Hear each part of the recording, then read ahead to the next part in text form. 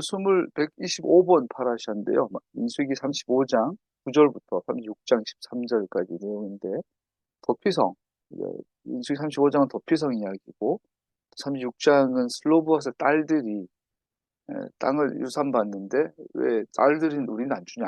우리 형제가 없는데 그랬을 때 딸들한테도 줘라 이런 거죠. 결국은 35장, 36장이 핵심은 땅이죠. 땅, 나라, 땅이죠. 땅. 그래서 그 땅을 첫 번째 더럽히는 게 피고, 그 피가 이제 살인에 대해서 도피성을 가지고 갖고 있어요. 잠깐 살펴보고 화부타로 살펴보고 오늘은 설명만 할 테니까 좀 들어주시면 좋을 것 같아요. 35장은 도피성이라는 거죠. 이스라엘이 약속의 땅에 들어갈 준비를 하면서 우리는 타락한 여기서 재밌는 거는 약속의 땅이잖아요. 하나님께 약속하셨고 아브라함부터 수백 년 전부터 약속했던 땅을 드디어 이제 들어가니까 그 땅은 정말 막 꿈꾸던 땅이잖아요. 완전한 땅이고 이상 그 자체자, 이상 세계 그 자체일 거예요. 근데 도피성을 한다는 것 자체가 아이러니하죠.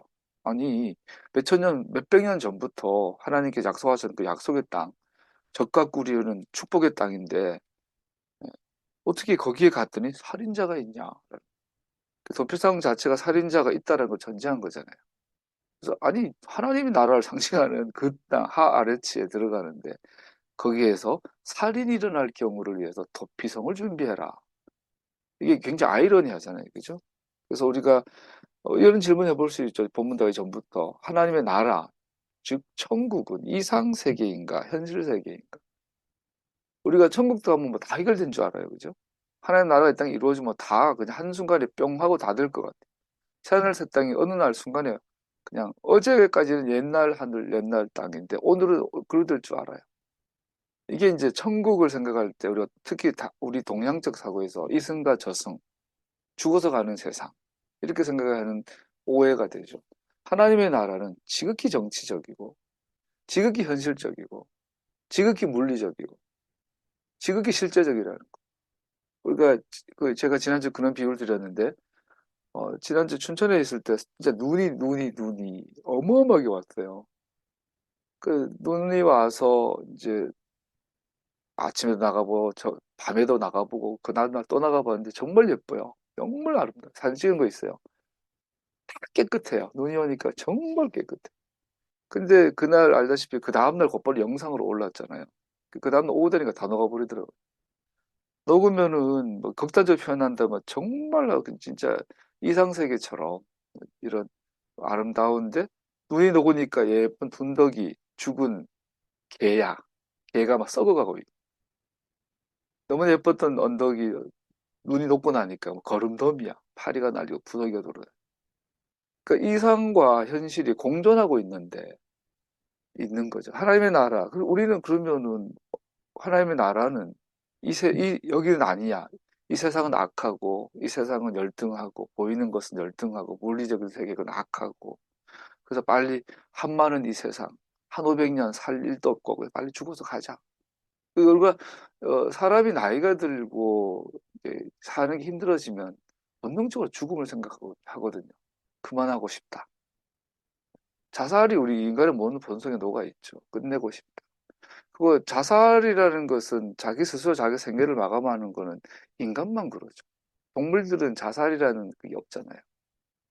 근데 우리 그게 있어요. 그게 여기서 오는 거죠. 하나님의 나라는 이상세계가 아니에요. 현실 세계. 그래서 눈이 내렸을 때 아름다운 걸 유지할 수 있어요. 눈이 녹아서 썩어버린 그 개시체를 치우면 되잖아. 거름더미를 치우면 되잖아. 근데 거름이 나쁜 거 아니잖아요. 거름이 있으니까 더 맛있는 수박을 먹고 더 맛있는 사과를 먹고 있는데 거름이 있으니까 거름 없으면 사과가 맛이 없어요. 천국은 그런 곳이라는 거죠. 약속의 땅을 들어가면 모든 것이 완벽한 세상이 이루어지는 것이 아니라 피 흘리고 땀 흘려야 한다. 말하고 있는 거죠.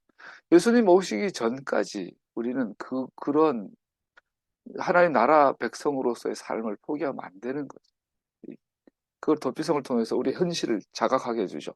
약속의 땅에 들어갈 준비를 하면서 우리는 타락한 세상의 삶에도 여전히 슬픔과 고통의 상황이 있을 것이라는 사실에 직면하게 됩니다. 여기까지 가면 이제 뭐가 해결되겠지. 우리 살다 보면 지치게 하는 게 그거잖아요. 어릴 때 그 기도원을 우리 아버지 엄마는 자주 갔는데 그 지난주에 예를 들었던 그 기도원이 있어요. 우리 시골에. 그 아버지가 제 손을 잡고 기도원을 가요. 산을 몇 개를 넘어서 걸어가야 돼, 옛날에는. 차로 한 시간 가서 산을 한 두세 시간 넘어가야 기도원이 있었어요. 거길 자주 갔어요. 그러면 저 어린 마음에 아버지나 형님이나 누나들한테 물어보죠. 다 왔어요? 어디예요? 다 왔어요? 많이 남았어요? 그러면 다 왔다. 왔다 그래요. 다 왔다 그러면 아직 산이 몇 개 남은 거예요. 그래서 그 어린 마음에 산길을 걷다 보면 나무가 울창한데 저 언덕이 보여요. 아, 저까지 가면 이제 쫙 트이고 이제 다 왔나 보다. 그 언덕 정상에 서면 또 다른 언덕이 있고 또 다른 언덕이 있고 이게 끝이 없다라는 거예요. 죽을 때까지 우리는 계속해서 어떻게처럼 일어서고 가고 넘어지고 일어서고 넘어지고 일어서고 이게 우리에게 주어진 삶이라는 거죠. 근데 우리 마음속에는 이미 여기는 그만하자. 이상 세계로 가자. 이게 있는데 오늘 도피성을 통해서 그렇지 않아. 천국은 이상 세계가 아니야. 현실 세계야. 이 땅에서 우리가 또 하고 또 일어서고 또 시작하고 또 새롭게 또 새롭게 그러다가 수명이 다해 사는 날에 가는 거야. 그걸 잠든다라고 그러는 거죠. 어, 슬픔과 고통의 상황이 있을 것이라는 사실을 직면하게 됩니다. 동료를 상대로 살인을 저지르는 범인도 있겠지만 우연히 목숨을 앗아가는 상황도 있을 것입니다. 도피성을 세우는 과정을 통해서 결론적으로 두 가지를 강조하고 있어요. 생명의 존엄함과 사회 정의에 대해서 가르치고 있어요. 그래서 우리가 뭐 경제 정의도 있고 뭐 취업 정의도 있고 여러 가지 정의가 있을 텐데 사람이 살고 죽는 생명에 대한 정의가 그 사회 정의의 기초가 되죠. 그 도피성은 크게 생명은 소중하다, 사회 정의는 소중하다를 주제로 주고 있다고 볼 수 있죠. 그래서 우리가 하나님의 나라를 이 땅에 이루기 위해서 우리에게는 생명에 대한 존엄과 사회 정의에 대한 우리의 노력이 있어야 한다는 것을 또 보여준다고 볼 수 있습니다. 그래서 오늘 본문을 통해서 하나님께서 생명을 매우 높은 가치를 두시며 정의의 확립이 이 높은 가치를 뒷받침한다는 것을 배우게 됩니다. 그 살인자가 있고 무고한 살인자 두 종류를 표현하고 있어요. 살인자 이게 대표 우리가 사람 살다 보면 부득이하게 누군가의 도움을 받잖아요, 우리는. 또 부득이하게 누군가에게 피해를 끼치게 돼요. 우리가 아무리 조심하게 살아도 누군가의 피해를 안 끼칠 수가 없고, 또 누군가의 도움을 안 받을 수가 없고, 또 누군가를 안 도와줄 수가 없는. 그걸 우리는, 그거 없으면 숨 안 쉬는 거죠. 산다는 것 자체가 그런 거니까. 그런데 여기서 이제 크게, 그 모든 그 대표의 범죄로 살인을 이야기하고 있는데, 살인과 무고한 살인으로 나누고 있어요. 그래서 살인은 누군가를 고의로 죽인 것을 말합니다. 무고한 살인은 실수든 부주의에 의한 것이든 우연에 의한 사고사든 그러한 것을 이야기합니다. 이걸 구별해라는 거죠. 그래서 도피처는 살인자가 이스라엘 태생인지 이스라엘 내의 거작은 외국인인지 관계없이 도피처는 제공됩니다. 즉, 그래서 도피성의 첫 번째 원리가 보면 살인자는 못 들어가요. 그런데 사고로 혹은 부주의해서 고의적이지 않은 살인에 대해서는 도피성을 제공을 해요. 근데 그 이스라엘 백성만이 아니라 외국인도 누구나 다 제공을 받았어요. 생명의 가치는 혈통에 따라 결정되지 않았습니다. 하나님께서 이스라엘과 맺으신 언약 안에 사는 모든 사람에게는 토라의 책임과 특권이 모두 주어졌습니다. 그래서 이 도피성이라는 이 제도는 살인자는 피해 보수자, 지금 피해 복수자, 이제 가족 중에 누가 살인을 당했어요. 그럼 그 가족 중에 누군가가 그 사람을 대신해서 복수할 권리가 있었다고, 이 당시에 있었는데, 이 사람이 도피성으로 피하면은 복수를 못하는 거예요.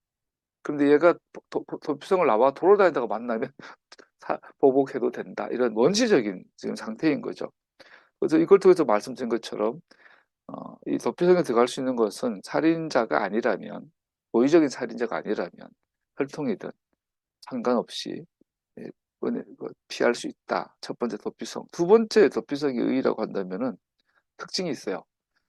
일부러 사람을 죽이지 않고 실수로 사람을 죽였는데 당연히 거기에 대한 배상이나 보상을 해야 되겠죠. 보상이나 뭐 책임을 져야 되겠는데 어, 그런다고 죽여서는 안 되잖아요. 실수를 한 거니까. 그 사람을 도피성에 도피성에 피할 수 있는데 언제까지 하면 우선 먼저 재판을 해서 무고가 밝혀질 때까지겠죠. 그런데 사람이 죽었다는 사실은 변함없으니까 얘가 언제 자유인이 되느냐? 그 도피성에 들어간 그 시점에 있는 대제사장이 죽을 때까지. 이게 이제 메시지를 주고 있는 부분이겠죠. 대제사장이 죽어야만 이 살인자는 완전한 용서를 받을 수 있는 거예요. 누군가가 죽어야 누군가가 산다라는 이 원시적인, 원초적인, 이 기초적인 성경의 구속의 원리가 도피성을 통해서 나타나는 것을 볼 수 있어요. 무고한 살인자는 기름 부음 받은 코헨 하가돌 대제사장이 죽을 때까지 그가 도피하는 도피성에 머물러야 한다. 임명된 코헨 하가돌이 죽자 무고한 살인자는 석방되었습니다. 한 사람의 죽음이 다른 사람의 법적 상황에 어떤 영향을 미칠 수 있는지 보여주는 훌륭한 예가 도피성입니다. 길게 하긴 그렇지만 소위 단학 성경 전부는 십자에 달리신 예수님에 대한 예표이거든요. 그래서 그 중에 하나가 도피성이에요. 도피성의 이 원리, 대제사장이 죽을 때까지 도피성에 머물러 있어야 하고, 대제사장이 죽기 전에 혼자 나가서 빌빌 돌아다니다가 가족 중에 복수자를 만나면 죽어도 그거는 뭐 어쩔 수 없다. 그런데 도피성 안에 있으면 보호를 받을 거야. 단 대제사장이 죽으면 그때는 자유인이 될 수 있어. 그래서 대제사장의 죽음이 이 사람에게는 용서가 되고 구속이 되고 해방이 되고 생명이 되는 이 원리. 이것은 유대인들의 눈에는 어디로 자연스럽게 연상이 되냐면 모리아 산에 있었던 아브라함이 이삭을 제물로 바칠 때 아브라함의 순종과 이삭의 희생이 있었죠. 그때 하나님께서 그들의 마음으로는 이미 아브라함은 아들을 바쳤어요. 이삭은 자기를 희생했어요. 근데 그 순간에 맞고 천사가 울타리에 걸려 있었던 순양 한 마리를 보여주셨고 순양을 이삭 대신에 바친 거죠. 그래서 순양이 죽고 이삭이 살았어요. 이것은 십자가에서 예수님께서 우리를 대속하여 죽으시고 우리가 구원받은 것에 또 다른 예표가 됩니다. 성경은 이런 장치들이 되게 많아요. 그 중에 하나, 이게 구속이라고 대속이라고 하죠. 그래서 이 개념이 오늘 도피성에서도 발견된다. 지금 전제로만 시작하고 있습니다. 많이 넘어가고. 그래서 유대인들에게 있어서 역사적으로 이 이삭의 희생을 기념하여서 로시 하샤나, 염투루아, 나팔절에 하는 시두르 기도문의 도입 부분에 이 부분을 언급하면서 항상 기도를 한다고 그래요. 그 유대인들에게서 이삭이 아마 그때 태어난 것으로 보고 이렇게 전통들이 있다고 하죠. 그러므로 고대 현자들은 무고한 희생자 희생이 하나님께서 이스라엘에게 죄를 용서해 주시는 기초가 될 수 있다는 이 개념을 실제로 갖고 있었을 걸 알 수 있습니다. 오늘 기독교에서 구약 성경은 공덕, 즉 제사를 지내고 구원받았다 뭐 이렇게 했는데 예수님의 은혜로 구원받는 거 개념은 십자가 사건 이후다 뭐 이렇게 자꾸 하잖아요. 그렇지 않다. 고대 랍비들이나 고대 유대인들에게도 이런 대속과 구속의 개념이 있었다라고 말하고 있는 거죠. 자, 제가 지금 듬성듬성하고 있어요. 그래서 하나님께서 이삭의 희생을 이삭을 위한 속죄로 여기셨다라는 랍비의 가르침과는 반대로. 그런데 이제 문제는 고대 랍비들은 이삭의 희생이 실제로 속죄를 이루었다고 믿는데 아니다. 사도들은 그건 아니고 이삭이 죽었다고 실제로 이스라엘이 용서받은 게 아니라 이삭의 죽음은 예수님의 죽으심에 대한 예표이다. 이렇게 알고 있다는 것. 사도들은 이삭 자신이 메시아 예수의 궁극적이고 영원한 희생을 예표하는 것임을 알게 되었습니다. 자, 이 말은 뭐냐? 구속, 대속. 예수님이 우리를 위해 대신하여 죽으심으로 우리는 안 죽어도 된다. 이 개념을 도피성을 통해서 또 이삭의 희생을 통해서 설명하고 있음을 보게 됩니다. 코헨 하가돌의 죽음은 살인자에게는 석방이 됩니다. 용서가 됩니다. 이게 놀라운 이 예표의 원리. 우리의 대제사장도 예수님, 우리의 대제사장이신 예수님의 죽으심으로 우리는 자유함을 얻었습니다.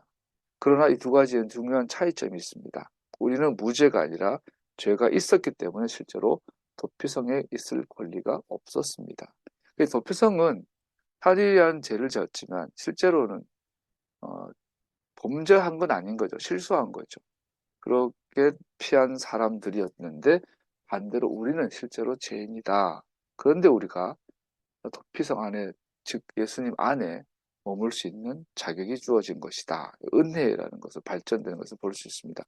대제사장의 죽음이 무고한 살인자를 자유롭게 하는 능력이 있었다면 우리의 대제사장이신 예수와의 죽음은 얼마나 더 가치가 있을 것입니까? 그래서 미드라시적으로, 비유적, 은유적으로 이 도피성은 바울의 표현에 의하면 예수 안에서 in Christ, en Cristo, 배 예수와 안에서의 개념으로 발전합니다. 그래서 도피성 안에 있으면 어, 해방되고 용서받는 것처럼 예수 안에 있으면 용서받는다. 이런 개념으로 도피성이 사도들에 의해서 발전되어진 것을 볼 수 있습니다. 이따 나오겠지만 이 그림을 기억해 보세요. 도피성이라는 예화가 있어요. 실예가 있어요. 근데 이것을 사도 바울은 예수 안에서 우리 해방되었네, 예수 안에서. 그리스도 십자가의 보혈의 은혜로 믿음으로 해방되었네라는 그 발전되어졌는데 여기서 더 발전되어져서 로마서 8장에 보면 성령의 인도하심을 따라로 발전이 돼요.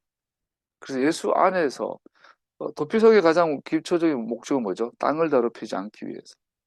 하나님의 나라가 이 땅에 구현되기 위해서 도피성이 필요했고 그 도피성은 예수님 안에서의 그림을 가지고 있고 예수 안에서에서 도피성의 원래 목적, 땅을 거룩한 땅을 보존하는 그 목적은 우리가 토라의 요구를 이루어주는 것으로 토라의 요구는 우리 육체로 할 수 없고 성령의 능력으로 할 수 있다. 성령의 역사하심까지 이 도피성이 발전돼서 사도들에 의해서 그 교리적으로 개념적으로 발전한 것을 볼 수 있습니다.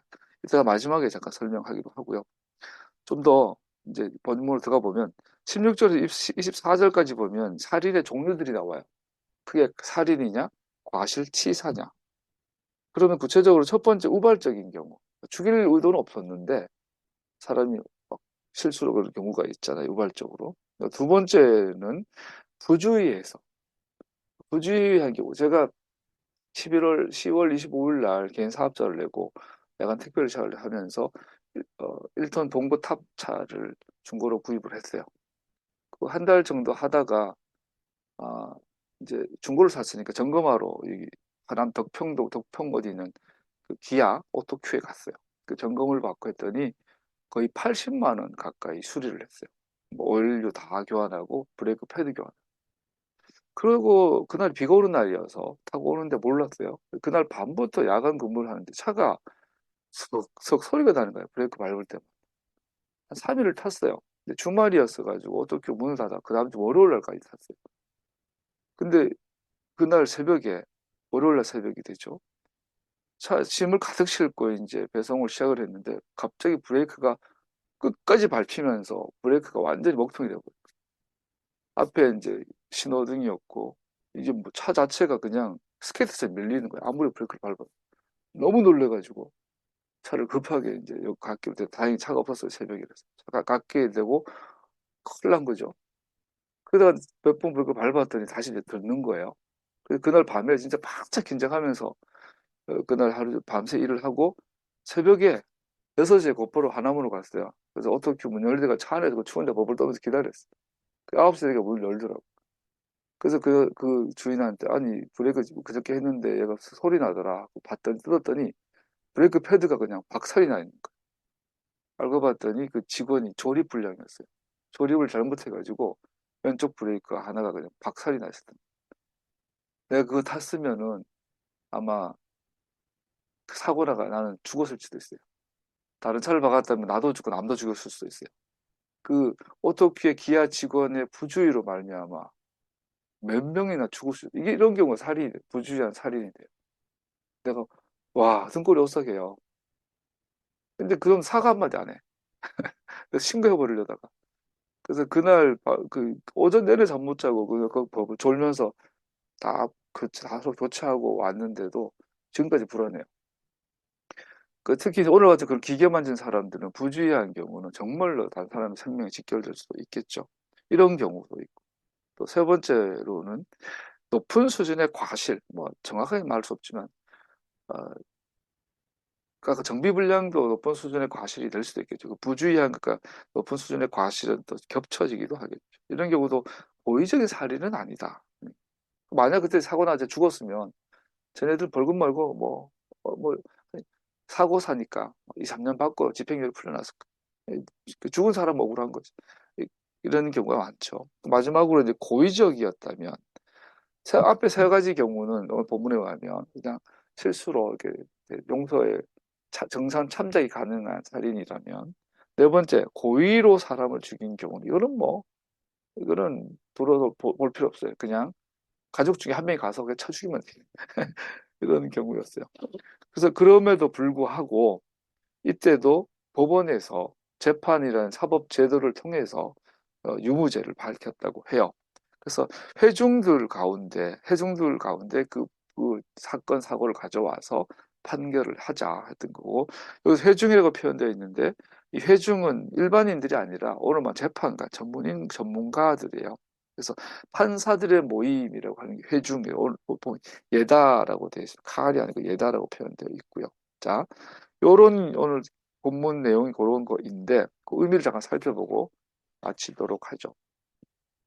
그리고 또 하나는 이 법비상은 외국인도 예외적이지 않다. 이 사법비 절차가 적용이 되어야 하고 도피성도 제공이 된다. 그래서 외국인 세 종류가 있겠죠. 이스라엘 와서 나의 하나님을 나의 하나님 모신 외국인이 있고 그냥 지나가는 여행자들이 있을 것이고 또는 외국인 노동자들처럼 필요에 의해서 이스라엘 와서 살지만 소위 이스라엘 하나님을 모셔드리지 않는 사람들이 이런 세 종의 외국인이 있었겠죠. 그런데 다 적용이 돼요. 다 적용이 되었다라고 본토인이든 외국인이든 관계없이 언약의 구성원은 동일한 언약의 기준을 준수해야 하며 동일한 언약의 특권을 부여받았습니다. 또 이런 경우 또 죽음을 초래한 도구, 철제 도구냐, 목재 도구냐, 돌이냐 이런 것들 가지고도 고의인지 고의가 아닌지를 판결하는 도구가 되었다. 앞에 것들은 그렇게 넘어가고 또 하나 특징은 도피성에서 이게 살인인지 살인의 정도를 판단할 때 어떤 회중의 손에 맡겼고 이 회중은 재판관들의 모임, 공동체가 임명한 재판관으로 이해가 되어집니다. 살인의 경우 가해자는 도피성에 수용되어 그 도피성을 떠나지 않는 한 안전하게 살 수 있습니다. 대제사장이 죽은 후에는 무죄한 자로서 자유롭게 나갈 수 있습니다. 자, 이러한 걸 제가 설명하고 싶은 건 이거예요. 아까 말했던 것처럼 도피성을 통해서 생명의 중량, 존엄함, 생명의 소중함을 강조하고 있고 또는 그 사회의 정의의 가장 기초적이고 본질적인 부분에서 사회는 정의 사회 구현이 되어야 한다. 제가 초등학교 때가 전두환 정권이었거든요. 80년대에. 그리고 우리 시골이 임동 파출소 시골에 파출소에 가면 그 앞에 아직도 기억나요. 큰 간판으로 정의사회구현 이렇게 적혀있어요. 정의사회구현. 어린 나이에 그게 뭔 말인지 몰랐어요. 그게 그때 여당이 민정당이었고 우리 아버님 민정당 당원이었어요. 어느 날 대구에서 했던 민정당 그 모임에 아버님이 우리나라 시골 대표로 가셔가지고 대구 갔다 집회 갔다 오시면서 그 햄버거를 받아오셨어요. 그 제가 태어나서 처음으로 햄버거를 먹어본 지금 보니까 진짜 맛대가리 없는 비쩍 마른 햄버거였지만 그 칭겨서 먹어본 기억. 그래서 제 기억에 민정당 전두환 그러면 딱 이미지가 정의사회 구현 그리고 그 햄버거 이런 이미지였거든요. 나중에 철이 들고 5.18도 알고 전두환의 12.12도 알고 이런 걸 들어보니까 이 사람은 악마 수준이에요. 그 악마 자체로 보여요. 사람이 아니에요. 최근에 서울에 보면 나와서 이제 좀 알려졌는데 그 가장 역사의 아이러니 중에 하나가 그거죠. 가장 이 땅의 정의를 무너뜨리고 무시하고 이 땅에 많은 피를 흘린 사람 중에 하나가 전두환이라는 사람이고 개인이고 또 정권이죠. 그런데 그 사람의 국정 기조가 정의사회 구현이었어요. 가장 동떨어져. 정의사회 구현한다는 사람이 가장 정의를 박살냈죠. 즉 전두환이 생각하는 정의랑 역사가 말하는 정의는 달랐던 거예요. 볼 수 있어요. 요즘 윤석열 정부가 민주주의 안에 이미 자유가 들어가 있는데 자유민주주의를 강조를 해요. 얘들이 말한 자유는 우리가 생각하는 그 자유가 아니라 지들이 정의한 자유인 거죠. 지들이 생각하는 자유 맞지 않으면 입을 막아버리고 가둬버리고 이런 전도하고 똑같아요. 하는 짓들이. 지들이 생각하는 정의, 지들이 정의한 자유를 강요하는 이게 독재인 거죠. 독재. 근데 여기서 도피성이 갖고 있는 이 생명을 존엄을 기초로 한 이 정의라는 것을 우리는 많은 생각을 해볼 필요가 있죠. 그래서 도피성이 구축하고 있는 정리의 기준이 아까 말씀드린 이따가 결론에서 나누겠지만 이것이 사도들이 어떻게 해석을 하냐면 예수님의 십자가의 대속의 사건으로 이해를 하고 그것을 사도 바울은 예수 안에서 도피성 안에서의 구속을 예수 안에서의 삶으로 비유적으로 이해를 하고 그건 유대인들의 미드라시적 해석입니다. 이해를 하고 예수 안에서의 삶의 특징을 거기서 율법의 요구, 토라의 요구를 우리의 육체는 약해서 못 들어준다. 토라 요구를 들어줄 수 있는 것은 성령의 인도하심이다. 성령의 인도하심, 성령의 능력으로 이제 결론이 지어지는 거예요. 그래서 여기서 말하는 정의가 뭐냐? 두 가지죠. 토라와 성령이 되는 거. 오늘 본문 전체를 통해서 결론을 내린다면 하나님의 나라의 특징은 생명이 소중히 여김 받는 것인데 이 생명의 소중함을 통해서 그 하나님 나라의 사회가 정의가 구현되었는데 이 정의의 기준이 뭐냐? 토라다. 그런데 우리의 육체가 약해서 토라의 욕을 못 들어주니까 성령께서 우리의 마음을 바꿔서 토라 라이프를 살게 하신다. 이게 이제 정리가 되는 거죠. 이게 하나님 나라의 특징이 되어지는 거야. 하나님 나라의 특징. 그래서 모든 것은 결론 부분 마음에 있다. 마음. 성령께서 우리의 마음을 바꾸신다.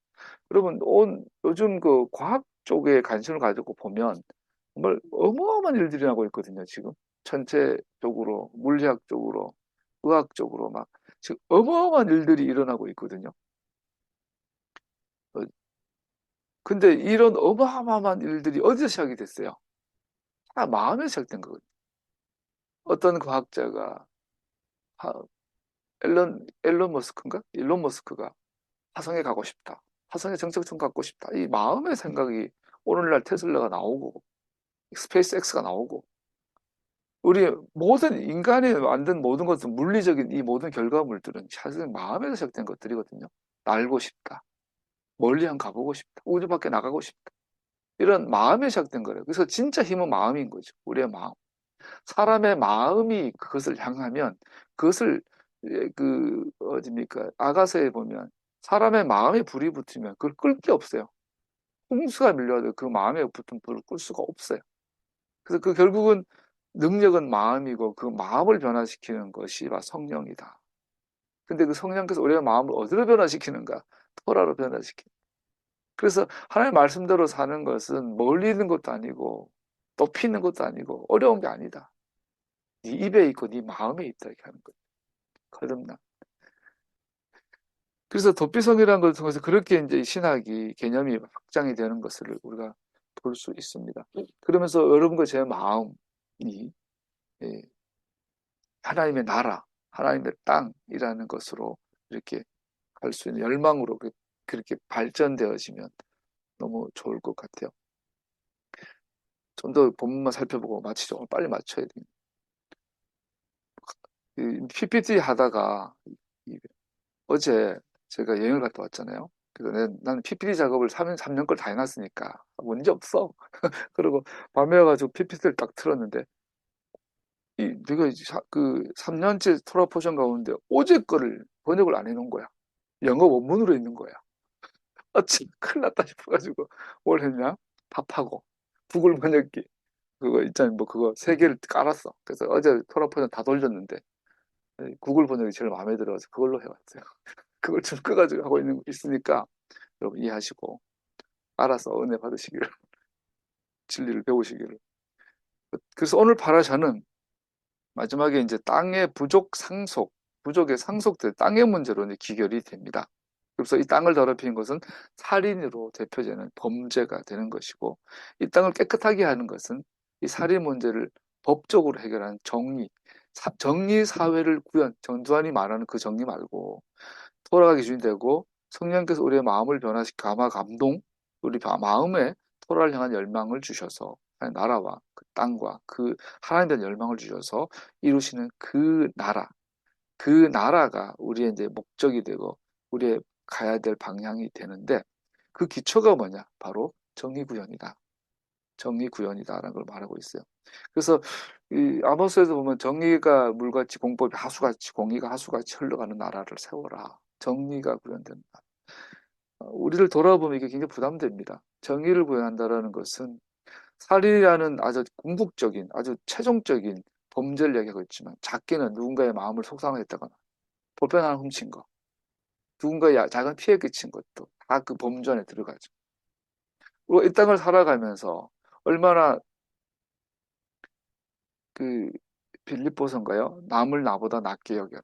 물론 교회 안에서 먼저 우리가 남을 나보다 낫게 여긴다는 이 유치원에서 배울 법한 이 교훈이 성경에 나와 있고 예를 들어서 이런 토라의 요구를 우리가 응답하기 위해서는 안 돼요.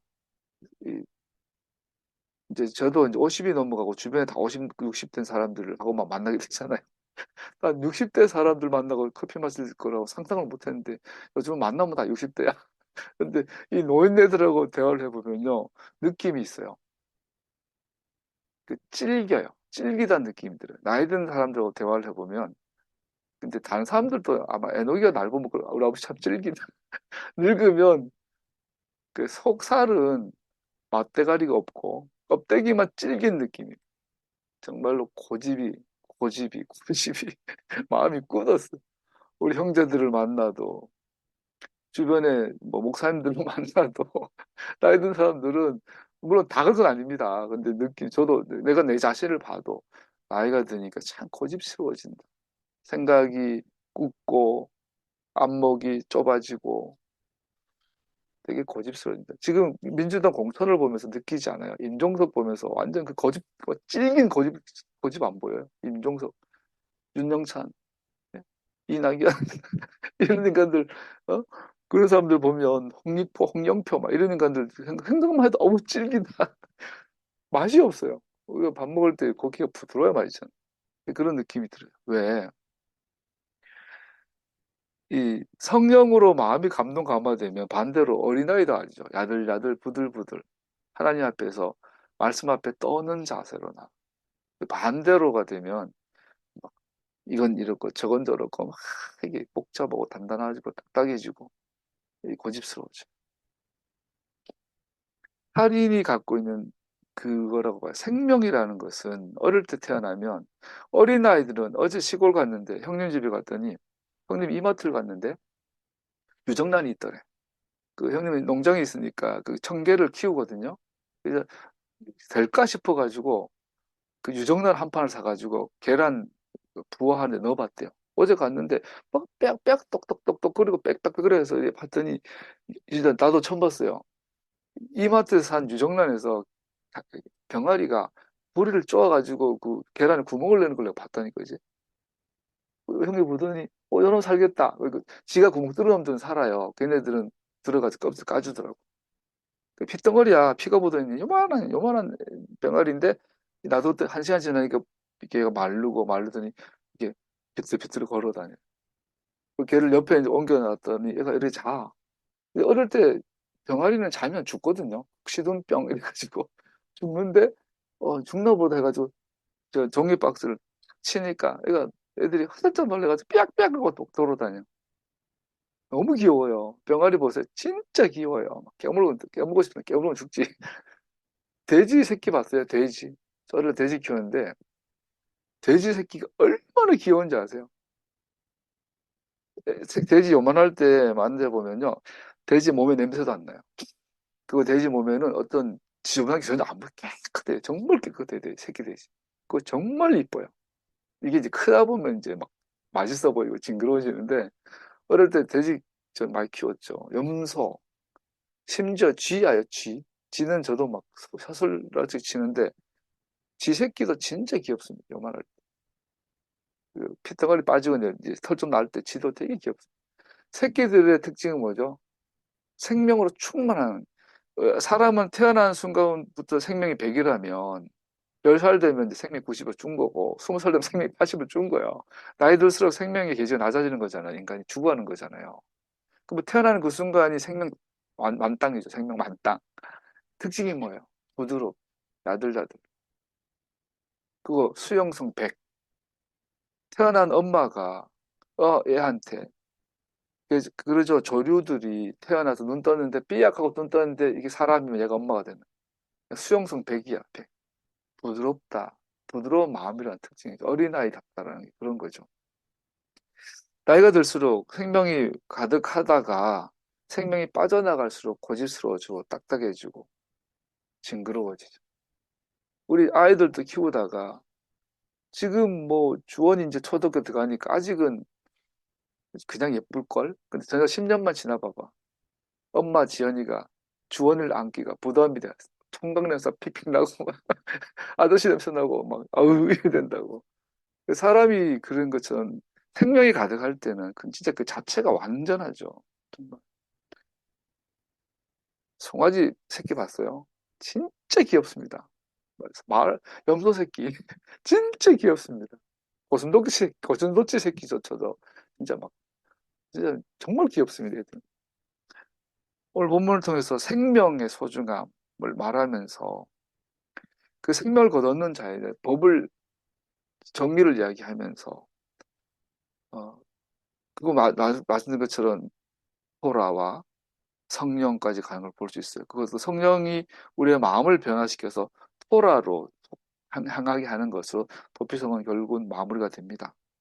결국은 우리의 마음이 어린아이다워져서 토라를 대하여 하나님의 나라를 대하여 하나님의 말씀을 대하여 어린아이 같은 마음으로 서도록 하는 것이 성령의 역사이고 이것이 도피성을 주는 궁극적인 그림이 됩니다.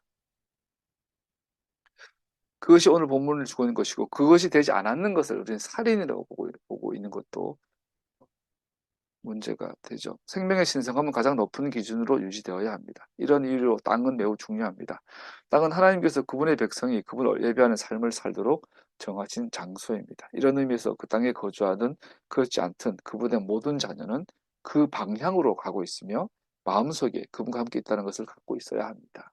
그래서 우리가 사는 이 땅은 대한민국이지만 하나님의 땅, 그 땅 하아레츠를 주고 한 이 도피성의 이 기준이 우리가 그 땅을 향하고 있는 마음이 있는 가운데 우리에게도 적용이 되어져야 합니다. 라고 이해할 수 있죠. 하프타라 여수와 20장 4절에 보면 제가 읽어드릴게요. 여수와서 20장에 오늘 본문이 반복이 됩니다. 주님께서 여수아에게 말씀하셨다. 너는 이스라엘 자손에게 이렇게 일러라. 내가 모세를 시켜 너희에게 말한 도피성을 지정하여 고의가 아니라 실수로 사람을 죽인 사람을 그곳으로 피하게 하여라. 그리고는 죽은 사람에 대한 복수를 하려는 사람을 피하는 곳이 될 것이며 여기서 중요해요. 살인자는 이 성읍들 가운데서 한 곳으로 가서 그 성문 어귀에 서서 그 성의 장로들에게 자신이 저지른 사고를 설명하여야 한다. 그래서 도피성이라는 이 정말 구원의 성이잖아요. 내가 실수로 누구를 해했다면 나는 죽을 수밖에 없어. 살아남으려면 빨리 도피성으로 가가지고 문을 두드리고 나 좀 넣어주세요. 그런데 너 왜 왔어? 사람을 죽였어요. 어떻게 된 거야? 그러면 이것을 자세하게 설명해야 합니다. 그 설명을 들어보고 도피성의 재판관들이 너는 고살자, 고의로 사람 죽인 게 아니네. 들어와. 보호를 해주는데 만약에 고의로 했는데 거짓이라든가 했으면 판결해서 못 들어오게 하면 걔는 길거리에서 맞아 죽는 거죠. 자, 이 그림을 통해서 우리가 알 수 있는 것이 있어요. 도피성은 먼저 성문 어귀에 서서 그 성의 장로들에게 듣는 데서 그 일을 말해야 합니다. 한동훈 비대위원장이 자꾸 그 이재명을 걸고 넘어져요. 범죄자다. 나는 범죄자랑은 윤석열이 그래요. 이재명 보고 나는 범죄자랑은 대화하지 않습니다. 그 여당하고 나는 면담 안 할랍니다. 그러면 기자들이 밑에 질문을 했어. 당신 장모도 범죄자인데 어떻게 같이 살아요? 당신 마누라가 범죄자인데 어떻게 같이 삽니까? 그거 피해버려. 한동훈이 이번에 누굽니까? 그, 그 후보자한테도 기자가 질문했어요. 김혜경 여사가 10만 몇천 원짜리 복화 썼는 걸로 기소를 120 몇 번에 압수수색을 하고 기소를 했는데 300만 원짜리 디올 받은 왜 여사는 김건희는 왜 조사 안 합니까? 뭐 얼마 부려. 여러분 사법정의 말해야 한다. 내가 뭘 잘못했는지를 말한다라는 것은 설명한다라는 것은 뭘 전제로 해요? 이것이 죄라는 것을 인정한 것 전제로 하고 있고 이 죄를 설명할 만큼 충분히 내가 고민하고 고심했고 반성하고 뉘우치고 있는 것을 말하고 있는 이것이 하나님의 은혜와 보호와 그리고 정의의 기초가 된다. 이게 섞여버리면 그 땅은 더러워진다라는 살인을 하면 그 피가 땅에 떠서 땅이 더러워진다고 이 말을 하는데 그걸 좀 확장하면 오늘날처럼 내가 무슨 죄를 지었는지 인정을 하지 않고 그것이 언론을 통해 가지고 지금 우리 첨예한 우리 사회 문제가 그거잖아요. 김혜경 여사의 법화 10만 얼마. 근데 내막을 들여봤더니 그중에 1인당 6명이 10만 얼마를 먹었으니 1인당 18,000원인가 된다 그래요. 18,000원인데 그것도 김혜경 여사는 나가면서 자기 카드 직접 자기 건 계산을 했대요. 그거 먼저 갔대요. 그 나머지 6명의 건가는 그 보좌관이 말도 안 하고 법화를 썼다 그래요. 그러면 있는 그대로 설명을 해봤더니 그 10만 8천인가의 법과 사용해서 김혜경 역사는 불법과 편법을 한 게 단 한 건도 없고 단 10원도 없는 거예요. 그러면 뭐 사법이 살아있다면 무죄, 아무 혐의 없음. 그 사이에 근데 그걸 가지고 대한민국 검사가 120 몇 번에 압수수색을 했어요. 미친 놈들이죠. 근데 반대로 동영상으로 찍혔어요.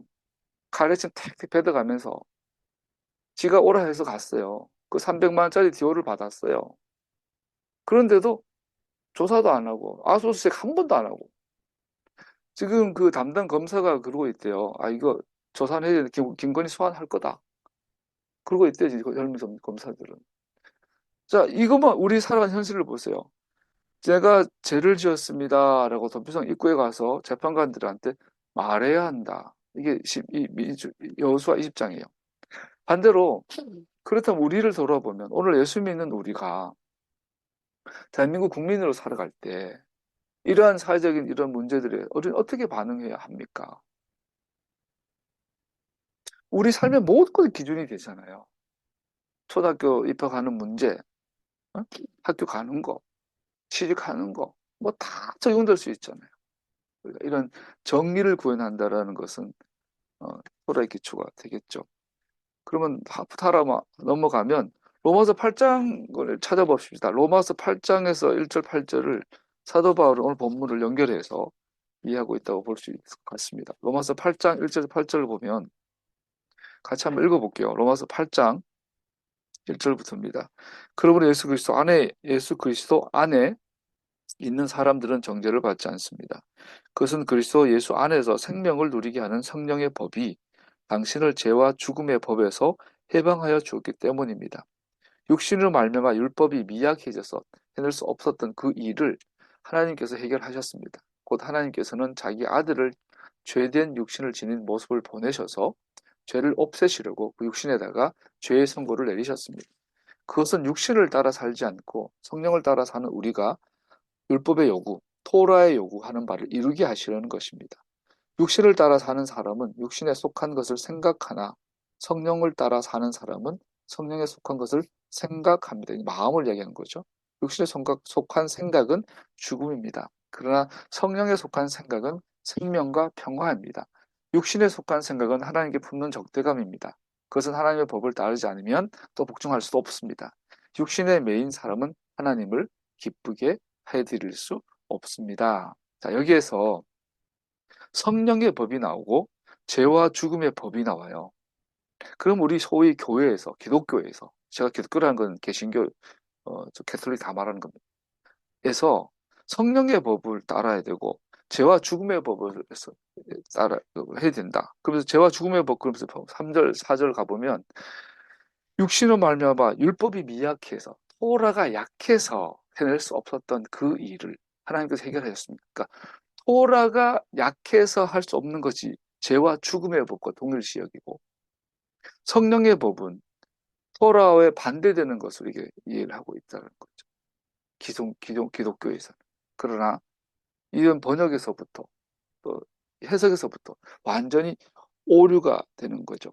어, 오늘 이 도피성과 연결해 있어서 예 보면 사도적 구절에서 8장 1절에 그래서 예수 안에서 사람들은 정죄를 받지 않습니다.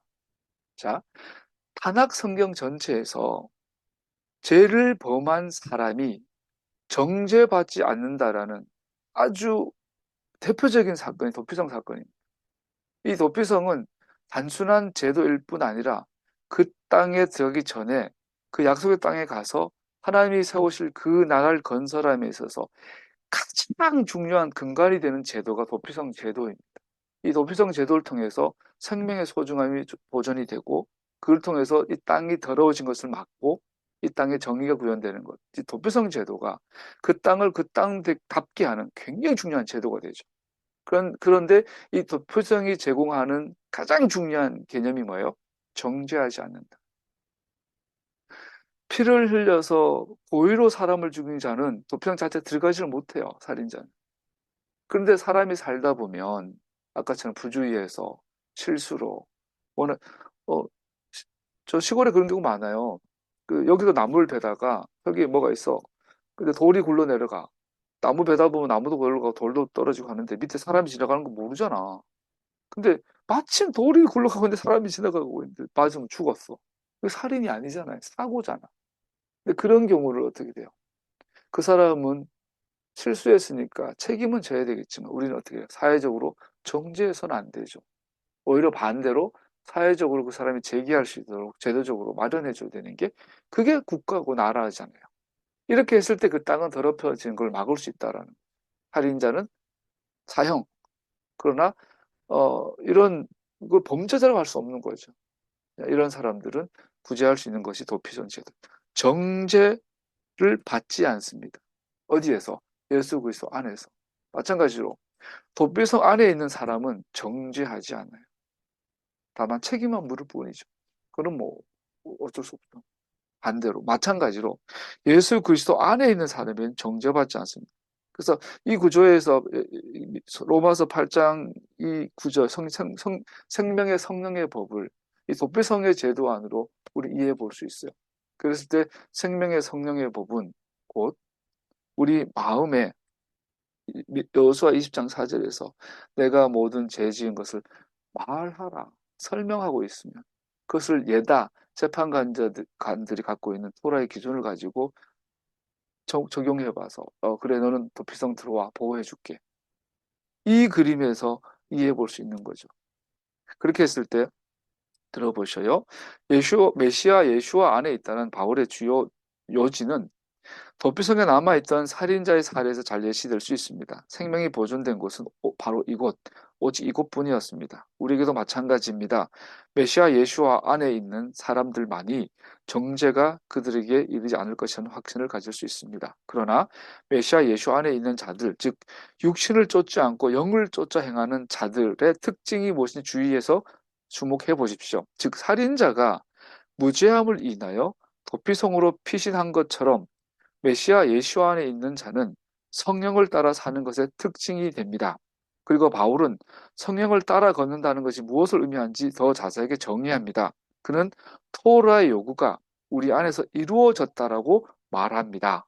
즉 성령은 겸손하게 토라를 준수하는 삶에서 우리를 격려하고 강하게 하십니다. 즉 생명의 성령의 법이 우리를 인도하는 것은 그것은 4절에 보니까 육신을 따라 살지 않고 성령을 따라 사는 우리가 토라에 요구하는 바를 이루게 하시려는 것입니다. 사도 바울에 의하면 도피성의 예를 가지고 정죄하지 않는 예수 그리스도 안의 삶을 성령에 의한 삶이라고 정의하면서 이 성령에 의한 삶은 곧 생명의 삶인데 이것은 토라의 요구를 이루는 삶이라고 말하고 있는 거죠. 이게 바울의 요지입니다. 그런데 왜 기독교는 2000년 동안 이걸 반대로 해석했을까요? 토라와 성령은 반대 지점에 두고 우리는 이제 토라를 따르지 않고 율법은 폐해졌고 성령의 생명의 성령의 법을 따른다. 그거 설교 들을 때 나도 옛날에 막 아멘 했는데 아멘 하고 돌아보면 생명의 성령이 법이 뭐지? 양심이 의한 건가? 실체가 없어요. 여러분 실습해봐요. 오늘부터 그 극동방송도 가지고 목사님들 설교 한 10편만 들어보세요. 특히 십자가에 대한 설교. CBS나 CTS나 기독교 방송 들어가서 아니면 각 교회에 소위 설교 좀 잘하는 특히 그 십자가와 적어도 되겠다. 이제 서민교 선교회 그 십자가 보면 잘하니까 십자가 설명하고 구속에 대해서 구원에 대해서 어, 설명 잘하는 그분 설교를 10편만 들어보세요. 은혜가 되는데 실체가 없어요. 구체적인 게 전혀 없어요. 근데 사도 바울은 반대 뭐라 그래요? 생명의 성령의 법은 성령의 인도하심을 따라 토라 요구를 이루시는 거다. 육신을 따라 사는 사람은 육신에 속한 것을 생각하나 성령을 따라 사는 사람은 성령에 속한 것을 생각합니다. 성령에 속한 것이 토라의 요구를 이루는 것이에요. 하나님의 영이 여러분 안에 살아 계시면 여러분 육신 안에 있지 않고 성령 안에 있습니다.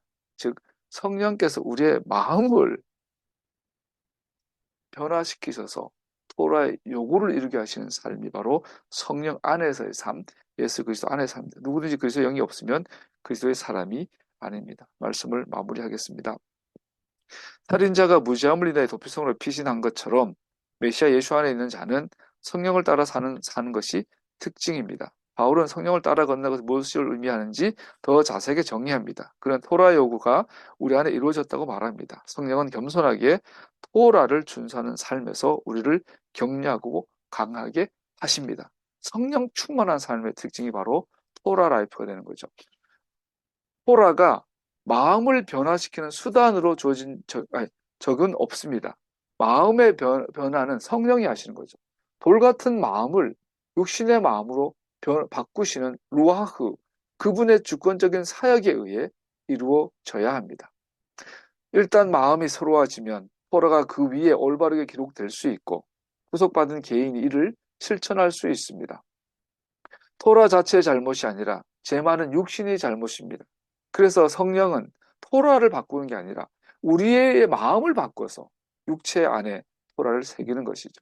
토라가 잘못이 아니라 약한 육체가 잘못이고 약한 육신이 강하게 하기 위해서 성령께서 우리의 마음을 바꾸시는 거죠. 그러나 일단 우리 죄를 위해 죽으신 예수와의 사역이 루아흐, 성령의 거듭나게 하는 사역을 통해 우리에게 적용하게 되면 우리가 지극히 높으신 하나님의 종이 되도록 자유로워짐에 따라 자유로워집니다. 누굴 번역기로 했어. 그분의 공의의 심판 앞에서 깨끗한 양심이 우리에게 주어집니다. 예수님께서 우리를 위해 성취하신 일로 인해 우리는 결코 정죄를 두려워할 필요가 없다는 것은 의심할 여지가 없습니다. 삶의 슬픔과 고통 속에서도 우리는 피난처가 있고 그곳은 죄인을 향한 하나님의 진노가 완전히 소멸되는 곳이며 창조주와의 끝없는 교제를 경험하는 곳입니다. 이것은 예수와 안에서 도피성 안에서 우리에게 주신 이루 말할 수 없는 은혜의 선물입니다.